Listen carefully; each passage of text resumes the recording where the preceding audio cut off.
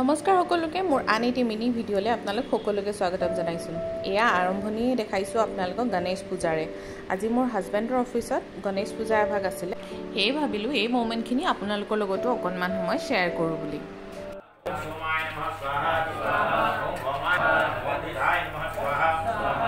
পূজাভাগ বৰ ধুনীয়াকৈ হৈ গ'ল। তাৰপিছত আমি গ'লোঁ দিনটো যিহেতুকে কৰিবলৈ বৰ বিশেষ একো নাথাকে মুভি চাবলৈ, আৰু মুভি চাবলৈ যাওঁতে বাহিৰত দেখিলোঁ এখন কেণ্ডি ষ্ট'ৰ।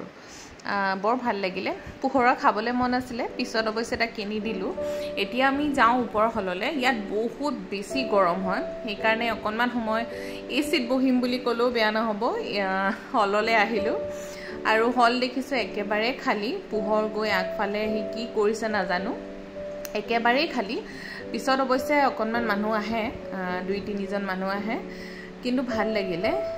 আমি ক্ৰু চিনেমাখন চালোঁ, বৰ বিশেষ মানুহ নাছিলে বাৰু, তথাপিতো ভাল পালোঁ আৰু গৰমৰ পৰা অকণমান পৰিত্ৰাণ পালোঁ। তাৰপিছত আমি ভাবিলোঁ আজি ৰাতি ডিনাৰটো বাহিৰতে কৰোঁ বুলি, আৰু সেইকাৰণে হাজবেণ্ডে এখন ধুনীয়া ৰেষ্টুৰেণ্টলৈ লৈ গ'ল, আৰু তাত গৈ আমি বহুত কিবা কিবি খালোঁ। চ' ভাবিলোঁ আপোনালোককো অকণমান দেখাওঁ, আৰু পোহৰো বহুত বেছি ভাল পালে।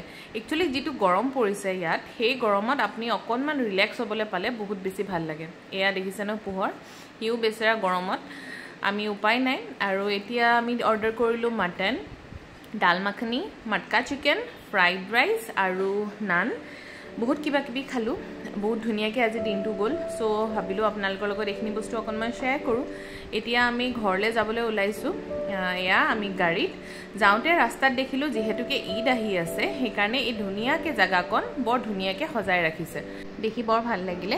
আৰু মোৰ মিনি ব্লগটো ইমানেই আছিলে। যদি ভাল পালে তেতিয়াহ'লে লাইক আৰু ছাবস্ক্ৰাইব কৰি দিব। Bye bye.